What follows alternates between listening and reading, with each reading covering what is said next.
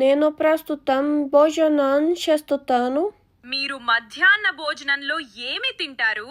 తెలుగులో కినమాను ఎలా అంటారు? తెలుగులో ఫర్ష్ అంటే ముక్కలు చేసిన మాంసం. సరే, నేను పాస్తాలో కీమా వేసుకొని చితాను.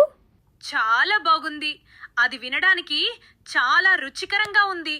మీకు మధ్యాహ్న భోజనం ఇష్టమా? అవును, నాకు నా భోజనం ఇష్టం. ఇది చాలా సులభం మరియు తరచూ చేయడానికి ఎక్కువ సమయం పట్టు. చాలా మంచిది. ఇది చెప్పడానికి మరింత సహజమైనది మరియు దానిని సిద్ధం చేయడానికి ఎక్కువ సమయం పట్టదు.